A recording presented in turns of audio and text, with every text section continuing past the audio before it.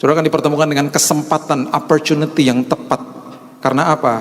Orang, jejaring, kesempatan itu semuanya letaknya ada di dalam kairosnya Tuhan. Zona waktunya kerajaan surga. Makin saudara hubungan intim, duduk dekat kaki Tuhan, para katiso saudara lakukan, saudara akan masuk ke dalam zona waktunya Tuhan.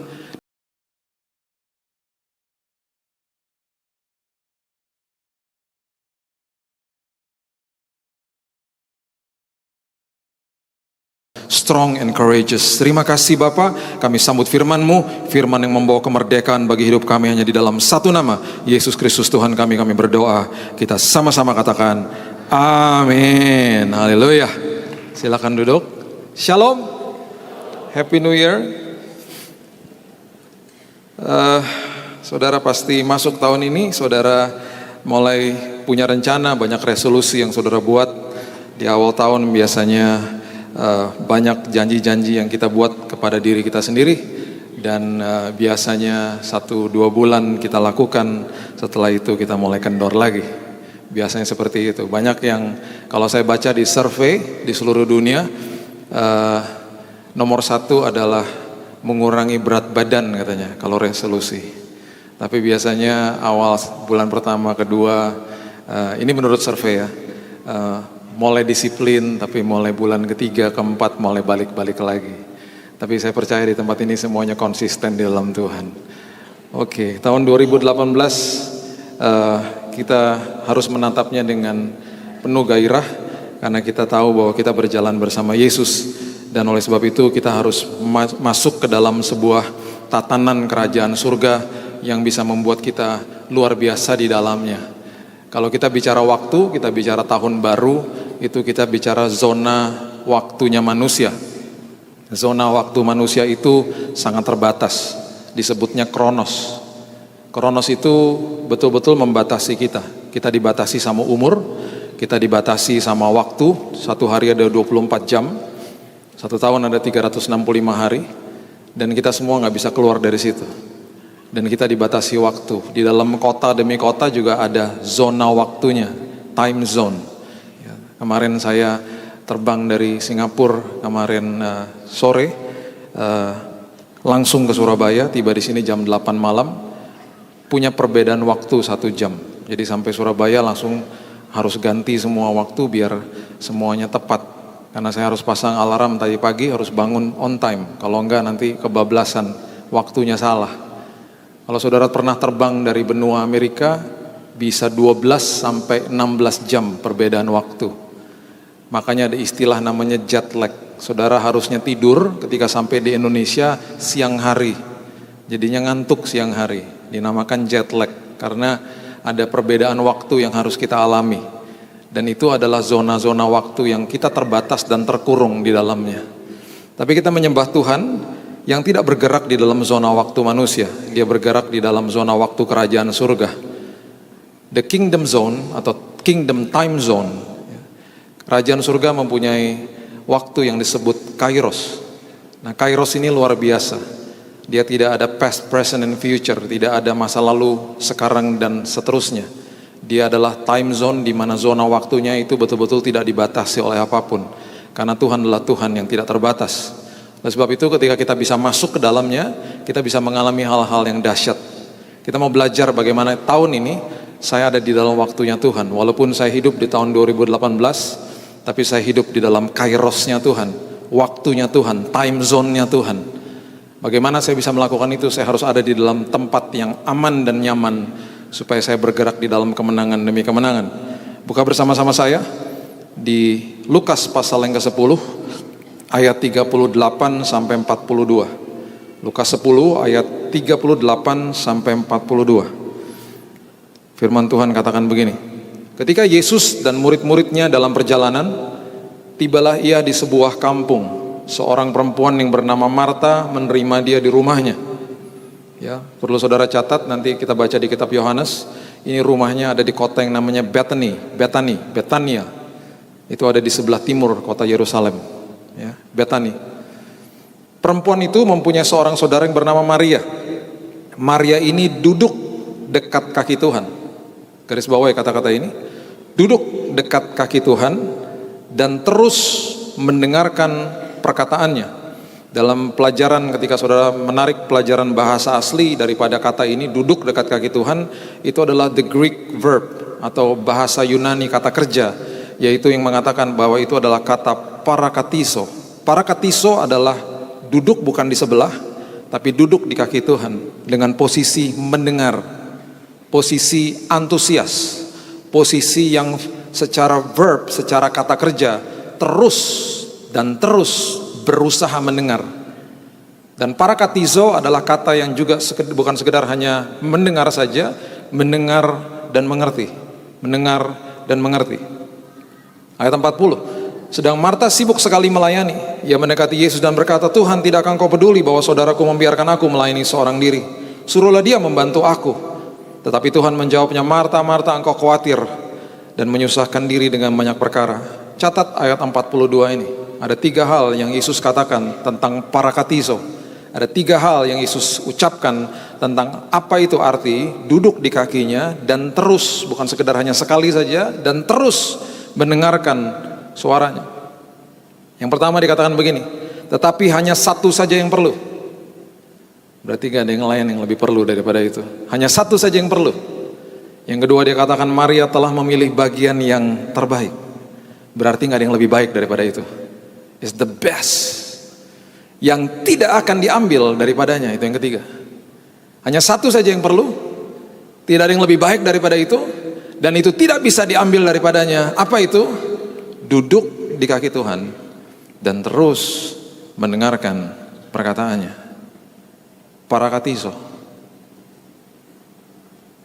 Saya nggak begitu setuju sama beberapa seminar yang berjudul datang ke seminar ini belajar bagaimana mendengar suara Tuhan. Ketika ada orang tanya sama saya, bagaimana bisa mendengar suara Tuhan, Pak? Saya katakan saya tidak bisa jelaskan secara konkret. Saya nggak bisa jelaskan bahwa tutup mata, nanti engkau berdoa selama 2 menit, engkau akan dengar suara-suara pelan-pelan, kemudian engkau berdoa lagi, masuk lagi dalam hadiratnya sekitar 15 menit, kau bisa mendengar tiba-tiba suara Tuhan. Kalau engkau mujur, mungkin dalam waktu setengah jam kau bisa melihat penampakan. Nggak ada formula seperti begitu. Kenapa anak-anak saya bisa mengerti bahasa tubuh saya? Kenapa anak-anak saya bisa mengerti ketika saya berkomunikasi dengan mereka? Kenapa anak-anak saya bisa mengerti ketika saya memberikan instruksi kepada mereka? Karena ada hubungan intim. Karena ada parakatizo. Karena ada duduk di kaki Tuhan dan terus mendengarkan suaranya. Dengan kata lain, dia bukan sekedar hanya mendengar, dia berusaha untuk mengerti. Itu parakatizo artinya. Ketika anak-anak masih kecil, mereka mulai hubungan intim dengan saya dan mamanya, dan kemudian kita mulai kasih tahu bahasa verbal dan non-verbal. Dan akhirnya betul-betul mereka bisa mengerti dan memahami apa yang kami suka dan apa yang kami tidak suka. Contoh, ketika mereka ada di dalam sebuah perkawinan, pesta, ketika mereka masih kecil-kecil, mereka mulai berlari-lari, lari. Saya nggak suka. Dari jauh saya nggak teriak-teriak, saya nggak perlu teriak-teriak sama mereka, saya cuma liatin begini dari jauh. Mereka udah paham, langsung begitu. Dari jauh saya cuma begini, dari jauh mereka begini. Oke. Terus saya cuma begini aja, langsung lari ke sini. Jangan lari-lari dong. Oke, Dad. Tapi ketemu teman aku, ya nggak apa-apa ketemu teman, tapi jangan lari. Ini pesta, hormati dong. Oke. Ini Bu Lydia kenal anak saya, kita ke Israel sama-sama. Dia ngerti bahasa tubuh saya sama dia. Bagaimana cara mendengar suara Tuhan? Hubungan intim. Makanya saya terus katakan begini, hubungan intim sama Tuhan bukan keharusan, gaya hidup. Keharusan adalah faktor eksternal. Saya nggak pernah suka pakai istilah itu. Karena orang kalau diharuskan pasti berontak, pasti lupa, pasti capek sendiri karena diharuskan, karena nggak lahir dari dalam sini. Tapi ketika itu menjadi gaya hidup, lifestyle, nagih. Duduk di kaki Tuhan, dengar suaranya, dan terus mendengarkan instruksinya, itu hanya satu yang perlu. Gak ada lain lagi yang lebih perlu daripada itu di tahun 2018. Gak ada lagi yang lebih terbaik daripada itu di tahun 2018. Dan itu tidak akan bisa diambil daripada saudara. Tidak akan bisa diambil daripada saudara. Masuk ke dalam posisi itu adalah posisi yang paling aman dan nyaman dalam hidup saudara. Ada seorang violinist, seorang pemain biola yang sangat terkenal di dunia. Hebatnya luar biasa. Sekali konser di Washington DC tiketnya bisa 13 juta. Karena ini pemain violinist, pemain biola yang sangat terkenal. Biolanya dia beli dari abad 18, harganya 53 M biolanya.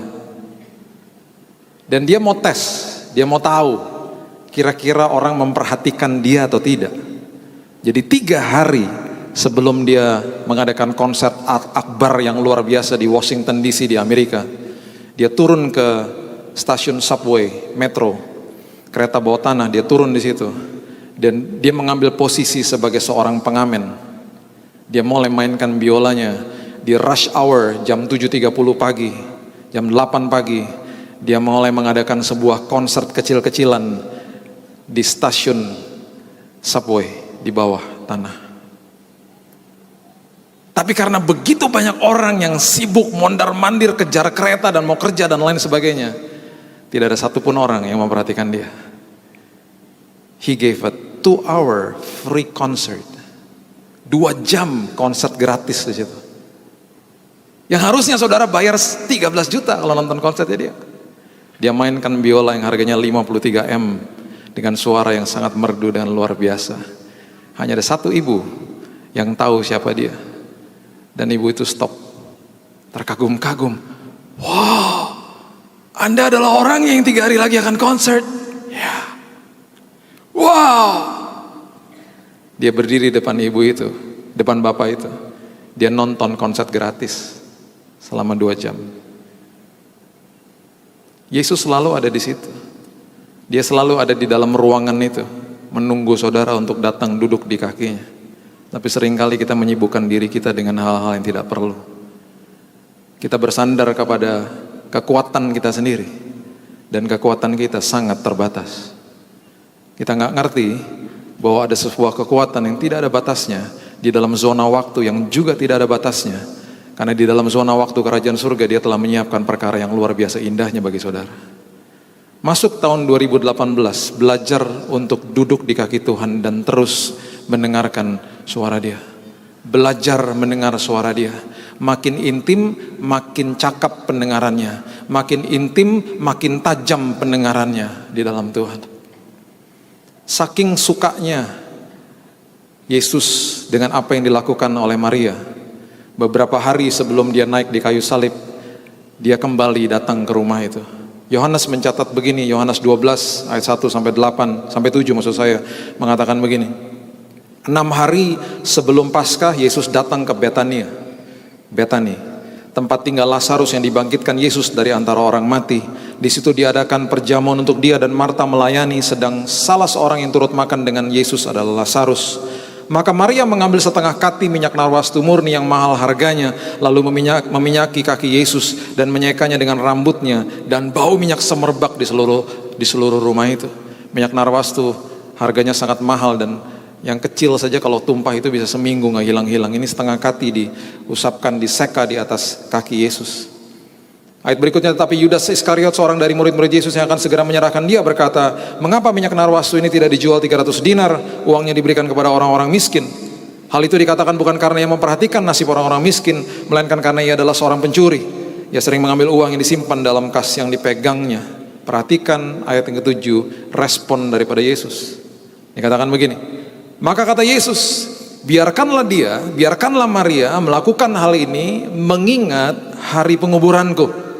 Ini ada sebuah pernyataan yang luar biasa yang pada hari itu saya yakin Maria juga nggak ngeh dan nggak sadar.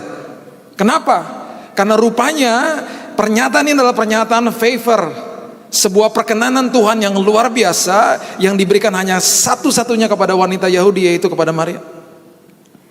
Merupakan kehormatan yang luar biasa bagi wanita-wanita Yahudi untuk membubuhi rempah-rempah atau wangi-wangian kepada tubuh jenazah kerabat, sahabat atau keluarga mereka. Makanya ada 3 wanita datang ke kubur Yesus. mau memberikan rempah-rempah wangi-wangian ini ke atas tubuh Yesus. Apakah mereka menemukan Yesus? Tidak, karena Yesus sudah bangkit. Satu-satunya wanita yang mendapatkan perkenanan Tuhan untuk membubuhi wangi-wangian atas tubuh Yesus, sampai ada pernyataan ini keluar dari mulut dia, biarkan dia lakukan ini untuk mengingat hari penguburanku, itu hanya Maria. Karena rupanya beberapa hari setelah peristiwa ini, Yesus naik ke kayu salib, dan rupanya wangi-wangian itu yang dibubuhi sama Maria tidak hilang sampai hari penguburannya. Satu-satunya wanita yang mendapatkan perkenanan Tuhan, favornya Tuhan, adalah Maria. Masuk ke dalam zona waktunya Tuhan. Saudara akan diberikan perkenanan Tuhan di tahun 2018. Duduk di kaki Tuhan, parakatizo, terus belajar dengar instruksi Tuhan. Karena banyak instruksi yang dia mau berikan kepada saudara, supaya saudara berjalan dalam jalur yang benar di tahun ini. Banyak instruksi yang dia mau berikan. Nanti aku akan mempertemukan engkau dengan jejaring yang tepat, kesempatan yang tepat. Coba kita baca ayat ini dulu. Lukas pasal yang ke-22, ayat yang ke-7 sampai 13 mengatakan begini. Lukas pasal yang ke-22 ayat 7 sampai 13. Hal yang kedua, apa yang Yesus akan berikan kepada saudara ketika saudara masuk ke dalam kairos atau zona waktunya Tuhan adalah ini. Lukas 22 ayat 7. Maka tibalah hari raya roti tidak beragi, yaitu hari di mana orang harus menyembelih domba Paskah. Perhatikan kalimat ini. Lalu Yesus menyuruh Petrus dan Yohanes. Instruksi yang diberikan. Petrus dan Yohanes. Katanya, pergilah persiapkan perjamuan Paskah bagi kita supaya kita makan. Kata mereka kepadanya, mereka respon, di manakah engkau kehendaki kami mempersiapkannya? Instruksi berikutnya, jawab Yesus, apabila kamu masuk ke dalam kota, kamu akan bertemu dengan seorang yang membawa kendi berisi air. Ikutilah dia ke dalam rumah yang dimasukinya. Catat ayat ini. Orang yang membawa kendi berisi air, ikuti dia supaya engkau menemukan rumah itu. Dan katakanlah kepada tuan rumah itu, ayat 11, guru bertanya kepadamu, di manakah ruangan tempat aku bersama-sama dengan murid-muridku akan makan Paskah? Lalu orang itu akan menunjukkan kepadamu sebuah ruangan atas yang besar yang sudah lengkap. Disitulah kamu harus mempersiapkannya. Ini semua instruksi yang Tuhan berikan. Perhatikan ayat 13. Maka berangkatlah mereka, Petrus dan Yohanes. Dan perhatikan kalimat ini. Dan mereka mendapati semua seperti yang dikatakan Yesus kepada mereka. Lalu mereka mempersiapkan Paskah. Jangan percaya perkataan orang. Jangan percaya perkataan siapapun. Percaya perkataan Yesus. Karena perkataan dia tidak akan kembali dengan sia-sia. Perkataan dia adalah ya dan amin. Perkataan dia yang disampaikan, instruksi yang disampaikan pasti akan ditemui semuanya seperti yang dikatakannya. Pada saat itu nggak ada sistem komunikasi. Pada saat itu nggak ada smartphone. Waktu saat itu nggak bisa Petrus sama Yohanes janjian sama si pembawa kendi air. Karena kalau nggak ketemu sama si pembawa kendi air, nggak ketemu sama rumahnya. Kuncinya apa? Ketemu sama si pembawa kendi air. Alkitab tidak mendokumentasikan lebih detail lagi di persimpangan mana mereka harus ketemu. Alkitab tidak mendokumentasikan ada di jalur mana mereka harus ketemu. Si pembawa kendi air kan banyak waktu saat itu. Kendinya warna apa? Dia pakai jubah apa? Alkitab tidak mendokumentasikan, tapi saya percaya akan lebih banyak detail yang diucapkan Yesus kepada dua muridnya ini. Karena pada akhirnya dikatakan mereka mendapati semua seperti yang dikatakan Yesus. Saat ini gampang. Pada saat itu nggak ada smartphone, nggak ada telepon, mereka nggak bisa kontak-kontak. Kamu katanya pembawa kendi air yang begini ya. Aku disuruh Yesus ketemu kamu jam sekian ya, jangan telat ya. Kalau kamu datang duluan tungguin ya. Di persimpangan mana sih kamu lewatnya? Mereka semuanya mengandalkan perkataan Yesus. Saat ini kalau saudara mau ketemu sama orang, mau meeting gampang. Saudara nggak pernah ketemu sama orangnya juga gampang karena ada telepon. Orang mau ketemu sama saya juga gampang ke tempat umum kalau belum pernah ketemu. Bapak yang mana pak? Ini pak, saya baru masuk pintu pak. Lihat pak, nah itu pak. Yang mengkilat-mengkilat pak. Nah, lihat nggak? Oh iya pak, bapak mana pak? Saya di ujung pak, pakai baju kotak-kotak pak. Langsung gampang ketemu. Easy. Dulu nggak gitu. Mereka harus mengandalkan perkataan Yesus. Saat ini kita nggak mengandalkan perkataan Yesus. Kita mengandalkan perkataan media, kita jadi ketakutan. Kita mengandalkan perkataan orang, kita jadi ketakutan. Kita nggak belajar melatih para katizo, kita nggak belajar untuk duduk di kaki Tuhan. Dan kita masuk tahun 2018, kita ketakutan. Padahal dikatakan semua seperti yang dikatakan dia. Saudara, akhirnya mereka ketemu sama si pembawa kendi air dan ketemu sama rumah itu. Kalau saudara dengar suara Tuhan, belajar hubungan intim sama Tuhan, tahun ini saudara akan dipertemukan dengan jejaring, dengan orang, dengan network yang tepat dalam hidup saudara. Saudara akan dipertemukan dengan kesempatan, opportunity yang tepat. Karena apa? Orang, jejaring, kesempatan itu semuanya letaknya ada di dalam kairosnya Tuhan. Zona waktunya kerajaan surga. Makin saudara hubungan intim, duduk dekat kaki Tuhan, para katiso saudara lakukan, saudara akan masuk ke dalam zona waktunya Tuhan. Dan di dalam kairosnya Tuhan, saudara akan menemukan keberhasilan demi keberhasilan. Semua kepastian demi kepastian ada di dalam situ. Pengkhotbah mencatat dengan sangat jelas. Pengkhotbah 9 ayat yang ke-11. Lagi aku melihat di bawah matahari bahwa kemenangan perlombaan bukan untuk yang cepat, keunggulan perjuangan bukan untuk yang kuat, dan roti bukan untuk yang berhikmat, kekayaan bukan untuk yang cerdas, karunia bukan untuk yang cerdik cendekia, karena waktu dan nasib dialami mereka semua. Waktu dan nasib bicara soal time and chance bahasa Inggrisnya. Dan dalam bahasa Ibrani dikatakan alaf dan taf, bahasa Yunani dikatakan alfa dan omega, bahasa Indonesianya awal dan akhir. Awal dan akhir dari kehidupanmu. Ketika engkau masuk ke dalam zonanya Tuhan, ketika engkau menemui keberhasilan itu, bukan karena engkau lebih kuat, bukan karena engkau lebih berhikmat, bukan karena engkau lebih cerdas. Itu semuanya karena Tuhan. Tahun 2018 di ujung tahun ini, engkau akan menikmati keberhasilan yang luar biasa dalam hidupmu. Kau akan menikmati rencana Tuhan, rancangan Tuhan terjadi atas hidupmu. Dan di ujung tahun ini kesaksian kita akan katakan, Tuhan terima kasih, semuanya bukan kuat dan gagah saya, karena saya ada di dalam time zone-nya Tuhan, masuk dalam kairosnya Tuhan. Semua kemuliaan bagi Tuhan. Karena di dalam time zone-nya Tuhan, di dalam waktunya Tuhan, ada kesempatan yang dia sudah siapkan bagi saudara. Ada jejaring demi jejaring yang dia sudah siapkan bagi bisnis usaha saudara, bagi pelayanan saudara. Yang masih single-single jangan dengar khotbah ini besok pulang bilang, oh pembawa kendi air. Ada tukang aku datang ke rumah, itu pembawa kendi air, main-main mata sama dia. Pembawa kendi air ya, jangan-jangan kamu jodoh saya. Bukan gitu ya. Pembawa kendi air, orang yang tepat Tuhan akan kirim dalam hidup saudara. Saudara, tahun 2000 saya diminta sama Tuhan. Tuhan berikan visi dalam hidup saya untuk memimpin industri rohani Indonesia. Industri rohani itu dalamnya ada toko buku rohani, penerbitan, televisi rohani, talk show, radio, dan lain sebagainya. Dan ada distributor, ada UKM yang jumlahnya sampai ribuan. Dan industri ini gak pernah ada asosiasinya. Industri ini berdiri sendiri. Dan kemudian tahun 2000 Tuhan katakan, ayo buat, karena industri ini adalah industri yang menopang gereja.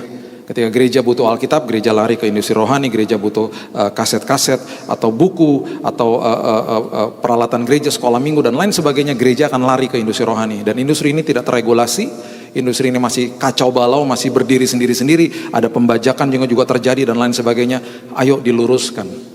Jadi akhirnya saya panggil teman-teman dari semua industri rohani, kita kumpul dan kita mulai ngobrol. Dan mereka bilang, Pak, karena ini visi yang Tuhan berikan kepada Bapak pimpin aja Pak. Bapak jadi presidennya Pak, asosiasi. Oke. Saya jalankan itu. Dan kemudian saya bilang, Tuhan udah terbentuk ya. Kita buat sistem diskon yang tepat, kita buat regulasi yang membajak produk, kita singkirkan, kita berikan teguran dan lain sebagainya. Jadi kita buat bersih pokoknya industri rohaninya. Kita buat dengan integritas ilahi. Tuhan bilang begini, oke, sudah selesai. Sekarang kamu harus buat convention. Convention? Iya. Seperti Pekan Raya Jakarta konsepnya, tapi orang masuk ke dalam semuanya barang-barang rohani. Kasih tahu gereja, undang gereja, supaya gereja tahu bahwa ada industri rohani yang bergerak di Indonesia. Saya berdoa lagi, di mana Tuhan? Itu tahun 2008. Tuhan bilang, buat di tengah kota. Di tengah kota di mana? Tengah kota Jakarta. Iya, di mana? Istora, kata Tuhan. Saya bilang lagi, Tuhan, Istora sewa seharinya aja 120 juta. Gimana dapat uangnya Tuhan? Tuhan terus bicara. Terus saya bilang begini, oke, kalau ini dari Tuhan, saya minta dua hal Tuhan. Saya nggak mau berhutang, dan saya nggak mau ngemis-ngemis minta uang. Itu bukan ciri saya. Saya diajarkan sama orang tua saya nggak begitu. Saya nggak mau ngemis-ngemis minta uang, minta donation, dan saya nggak mau pinjem Tuhan. Nggak mau. Saya serahkan sama Tuhan. Akhirnya tim kami buat paket sponsor. Karena dari sewa booth-nya aja nggak cukup uangnya. Paket sponsor.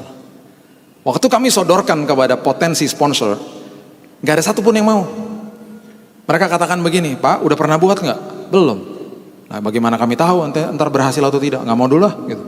Yang kedua, namanya aja udah Indonesian Christian Retail Expo, ada nama Kristennya, Pak. Nggak mau produk atau jasa kita diasosiasikan dengan nama Kristen, bahaya, Pak, nggak bagus. Tolak sama semua. Nggak ada sponsor. Ketar-ketir nggak? Oh jelas. Seminggu sebelum acara dimulai, saya dipanggil ke Mabes Polri. Pak, kami mau memberikan izin keramaian, tapi ini acara apa ya, Pak ya? Kalau KKR kami tahu, Pak, ini acara apa, Pak? Nggak pernah ada di Indonesia. Betul, Pak, ini seperti Pekan Raya Jakarta, Pak, PRJ.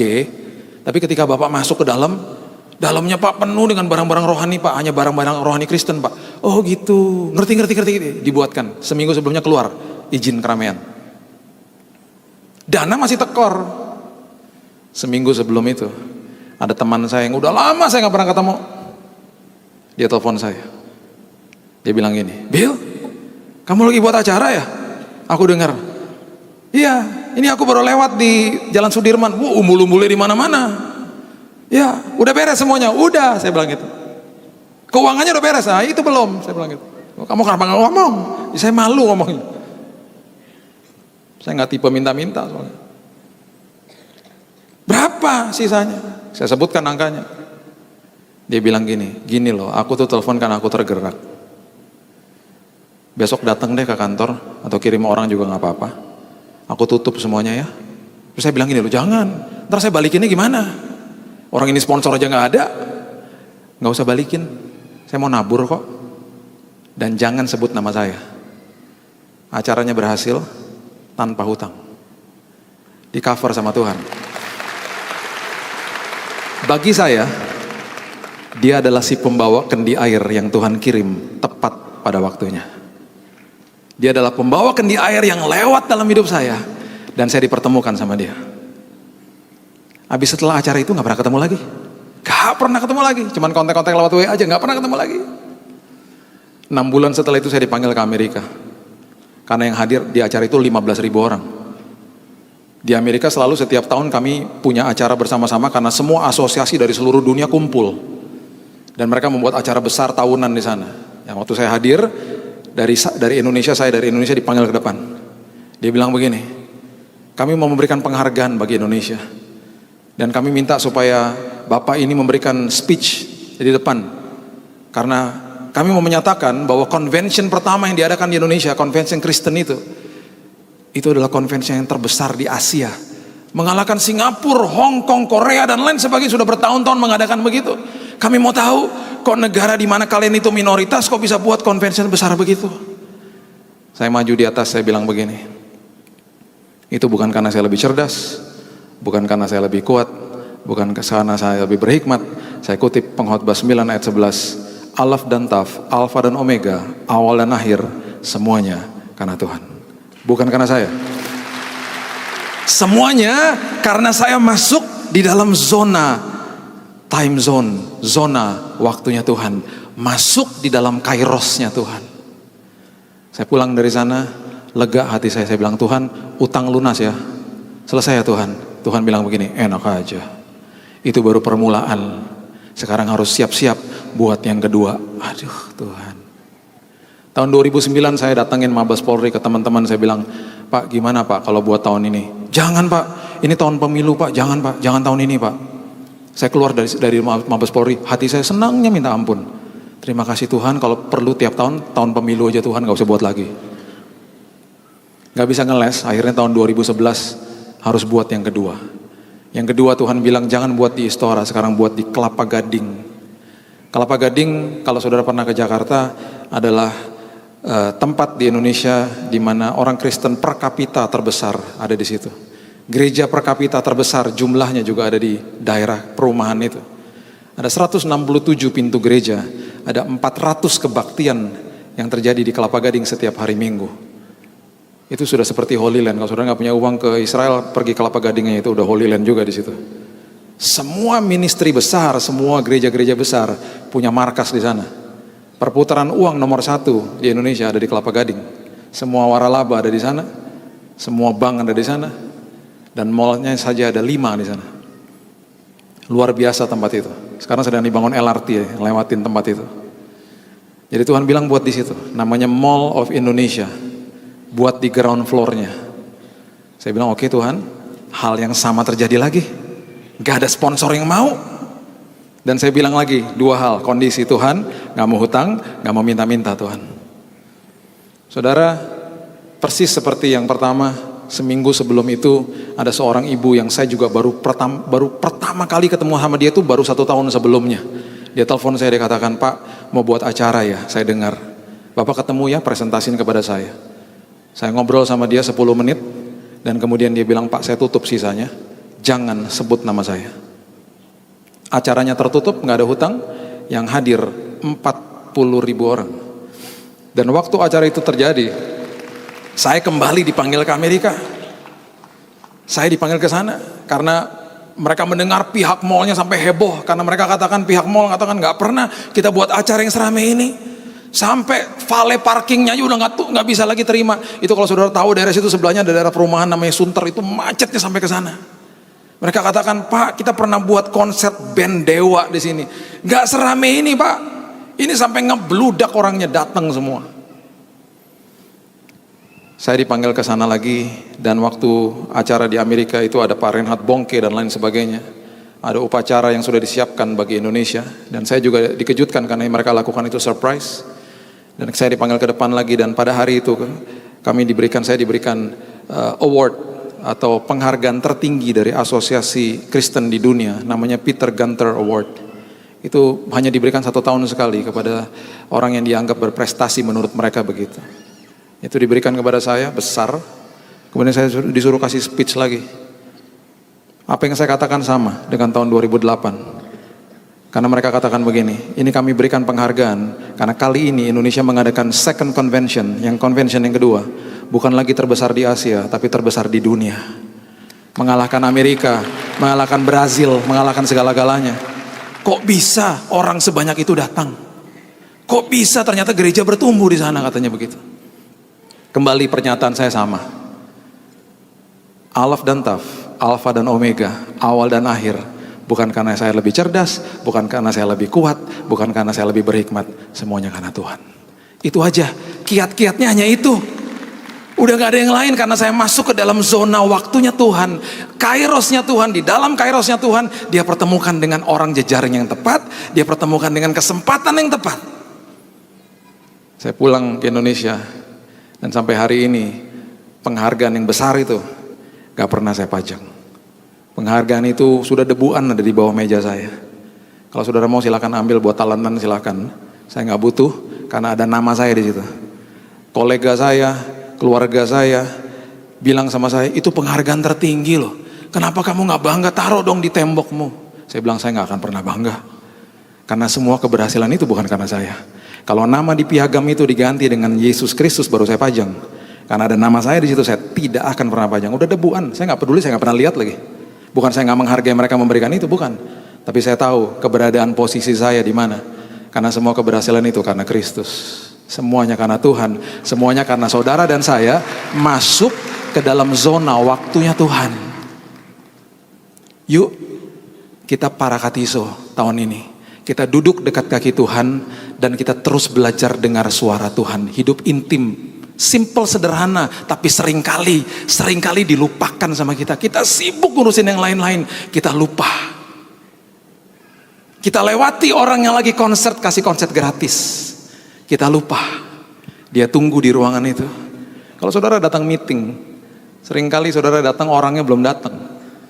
Tapi ketika saudara masuk ke dalam ruangan itu, di mana saudara berhubungan intim dengan Tuhan, dia tidak pernah telat. Dia selalu ada di situ, dia tunggu saudara. Yang telat siapa? Kita yang telat. Duduk di kaki Tuhan dan terus dengarkan suara Tuhan. Saya tutup dengan kebenaran ini saudara. Ironis, tapi saya percaya di tempat ini gak begitu. Markus 4 ayat 35 sampai 41 mengatakan begini. Markus 4 ayat 35 sampai 41. Murid-murid Yesus yang dekat dengan Tuhan adalah gambaran bagaimana gereja yang selalu mengatakan bahwa saya juga dekat dengan Tuhan. Saya datang ke gereja, tapi banyak orang di gereja tidak mengerti bagaimana mereka hidup intim. Mereka nggak ngerti mereka duduk di kaki Tuhan. Mereka nggak ngerti bagaimana mereka belajar mendengarkan suara Tuhan. Markus 4 ayat 35, pada hari itu waktu hari sudah petang, Yesus berkata kepada mereka, marilah kita bertolak ke seberang. Perhatikan kalimat ini. Marilah kita bertolak ke seberang. Yang keluarkan kata-kata itu siapa? Yesus. Ketika Yesus mengeluarkan sebuah kata, itu adalah firman yang tidak akan kembali dengan sia-sia. Harusnya murid-muridnya sadar. Harusnya murid-muridnya kenal siapa dia. Harusnya murid-muridnya tahu bahwa firman yang dikeluarkan tidak akan kembali dengan sia-sia. Itu ada bobotnya. Berbobot. Has a weight on it. Ada anointing on it. Jadi waktu Yesus katakan marilah kita bertolak ke seberang, itu ada artinya. Nggak seperti waktu saya katakan, kalau saya katakan yuk kita bertolak ke seberang, saya nggak pernah bisa kasih jaminan sama saudara bahwa kita pasti sampai ke seberang dengan selamat. Nggak bisa. Tapi ketika Yesus yang bicara marilah kita bertolak ke seberang, itu artinya kita pasti sampai ke seberang dengan selamat. Karena Yesus yang kasih tahu, Yesus yang ngomong, Yesus yang bicara, firman yang keluar. Setiap kali firman yang keluarkan dari mulutnya ada jaminan. Kenapa dia katakan begini? Karena memang dia mungkin sedang capek, dia sebentar lagi akan mau tidur. Apakah dia tahu akan ada badai? Tahu. Apakah dia tahu sebentar lagi akan badai menyembur masuk ke dalam perahu itu? Dia tahu nggak? Tahu, dia maha tahu kok. Dia tahu, oleh sebab itu dia keluarkan firman-Nya. Supaya apa? Firman-Nya memproteksi mereka semuanya. Itu maksudnya. Ini ayat ini walaupun sepotong, bobotnya luar biasa. Murid-muridnya nggak sadar. Cuman dianggap kata-kata biasa, marilah kita bertolak ke seberang. Seperti kata-kata orang biasa. Enggak, ini keluar dari mulut dia kok. Marilah kita bertolak ke seberang. Kalau Billy Lantang yang mengeluarkan kata-kata itu, nggak ada jaminan.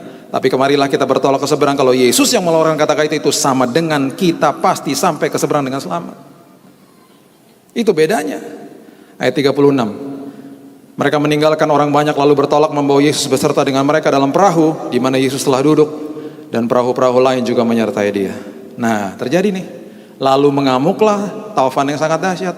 Ombak menyembur masuk ke dalam perahu sehingga perahu mulai penuh dengan air. Pada waktu itu Yesus sedang tidur di buritan di sebuah tilam. Kalau murid-muridnya sadar dan ngerti kata-kata dia, marilah kita bertolak ke seberang, yang artinya kita pasti sampai ke seberang dengan selamat, jangan dibangunin. Jangan dibangunin, pasti sampai kok ke seberang dengan selamat walaupun ombaknya menyembur masuk. Ini enggak. Dalam statusnya sih kayaknya dekat sama Yesus, tapi nggak ngerti perkataan Yesus. Ketakutan nggak mereka? Ketakutan akhirnya. Maka murid-muridnya membangunkan dia, ayat 38, dan berkata kepadanya, Guru, engkau tidak peduli kalau kita binasa. Ayat 39, bangunkan Yesus, bangun. Ya pun bangun, menghardik angin itu dan berkata kepada danau itu, diam, tenanglah. Harusnya nggak harus begini. Walaupun nggak tenang danau itu, tetap aja mereka sampai ke seberang dengan selamat kok. Lalu angin itu reda, danau itu menjadi teduh sekali. Perhatikan kalimat-kalimat berikut ini. Ada dua pernyataan Yesus katakan. Lalu ia berkata kepada mereka, mengapa kamu begitu takut? Yang kedua, mengapa kamu tidak percaya? Mengapa kamu takut? Mengapa kamu nggak percaya? Kan aku udah bilang dari awal tadi, marilah kita bertolak ke seberang. Nggak ngerti artinya. Makanya kalau yang naik perahu itu jemaat Betaningin, dan pasti ayatnya berubah bedanya, betul? Karena saudara semua ngerti apa yang Yesus katakan. Amin. Saudara nggak akan bangunkan Yesus. Ayatnya berbeda pasti. Yesus bertolak ke seberang dengan jemaat Betaningin dan ibadah jam 9.30 lebih tepatnya. Ya kan, Yesus katakan begini, marilah kita bertolak ke seberang. Masih sama nih ayatnya. Ya. Kemudian lalu mengamuklah taufan yang sangat dahsyat, ayat 37. Dan ombak menyembur masuk ke dalam perahu sehingga perahu mulai penuh dengan air. Ayat 38, pada waktu itu Yesus sedang tidur di buritan di sebuah tilam. Nah, di sini mulai berubah ayatnya. Maka jemaat Betaninginden gandengan tangan dan mulai berteriak satu sama yang lain, jangan bangunkan Yesus. Pasti gitu saudara, amin. Jangan bangunkan Yesus. Ada jemaat satu yang datangnya cuman kalau lagi Paskah sama Natal doang, imannya nggak pernah bertumbuh. Dia sendiri yang berteriak, bangunin dong yang bener aja. Semuanya berteriak, jangan. Tadi dia udah berfirman, marilah kita bertolak ke seberang. Semuanya pada begini-begini pegangan tangan. Yang artinya adalah semuanya rame-rame katakan, kita pasti sampai ke seberang dengan selamat. Gitu-gitu. Wow, menyembur masuk, udah banjir di dalam perahu. Mereka terus berlayar dan akhirnya kapalnya sampai ke seberang dengan selamat. Di situ baru Yesus bangun. Dia bangun dan dia katakan, wahai jemaat Betaninginden, besar imanmu, luar biasa engkau. Dahsyat engkau, karena engkau mengerti instruksiku, engkau mengerti apa yang aku katakan, karena engkau selalu intim denganku. Tahun 2018 akan ada badai, pasti ada badai. Tapi saya percaya ketika saudara masuk ke dalam zona waktunya Tuhan, saudara dan saya sampai ke seberang dengan selamat. Saudara pasti berhasil, saudara pasti luar biasa, dapat kemenangan dari Tuhan, perkenanan Tuhan, ketemu dengan jejaring yang tepat, dan ketemu dengan kesempatan demi kesempatan yang luar biasa yang Tuhan sudah siapkan di dalam kairosnya Tuhan, dalam zona waktunya Tuhan. Dan di ujung tahun ini dengan bangga saudara katakan, terima kasih Tuhan. Semua keberhasilan karena Alaf dan Taf, Alfa dan Omega, awal dan akhir, bukan karena saya, karena Tuhan. Karena Tuhan. Tahun 2018 menjadi luar biasa Tuhan, karena Tuhan. Mari kita tundukkan kepala saudara, kita berdoa. Terima kasih Tuhan, terima kasih Yesus. Kami belajar bagaimana kami duduk di kaki-Mu itu Tuhan. Engkau sendiri yang mengatakan tidak ada lagi yang lebih perlu daripada itu. Tidak ada lagi yang lebih terbaik daripada itu Tuhan. Dan itu tidak akan pernah bisa diambil daripada kami. Oleh sebab itu Tuhan, ajari kami di tahun ini. Kami makin mempertajam doa kami kepada Tuhan, hubungan intim kami kepada Tuhan, duduk di kaki Tuhan dan terus mendengarkan suara Tuhan, parakatiso, dan belajar untuk mendengar suara Tuhan. Dan kami percaya Tuhan, perkenanan Tuhan terjadi. Jejaring yang tepat Engkau akan kirim, si pembawa kendi air itu akan lewat dalam hidup kami, dan ada kesempatan-kesempatan yang luar biasa. Dan walaupun ada badai Tuhan, kami akan sampai ke seberang dengan selamat, karena tangan penyertaan Tuhan selalu bersama-sama dengan kami. Dan di ujung tahun ini dengan bangga kami bisa katakan, Tuhan terima kasih. Semua yang terjadi, semua keberhasilan yang terjadi, semuanya karena Yesus. Bukan karena kami cerdas, bukan karena kami lebih kuat, bukan karena kami lebih berhikmat, tapi semuanya karena Yesus. Meteraikan ini dalam hidup kami Tuhan. Kami mau masuk dalam zona waktunya Tuhan. Kami mau ada di dalam posisi yang paling aman dan nyaman di tahun 2018, di kaki Tuhan, mendengarkan suara Tuhan. Dan kami percaya kehidupan kami di tahun yang baru ini menjadi perkasa. Ketika kami bersandar kepada dompet kami sendiri, semuanya terbatas. Tapi ketika kami bersandar kepada Tuhan, semuanya menjadi tidak terbatas Tuhan. Kami serahkan hidup kami dalam tangan Tuhan. Meteraikan ini kepada jemaat-Mu di tempat ini Tuhan. Dan hanya di dalam satu nama Yesus Kristus kami sudah berdoa, mengerti, dan juga diberikan kuasa untuk melakukan firman Tuhan. Dan kita sama-sama kita katakan, amin.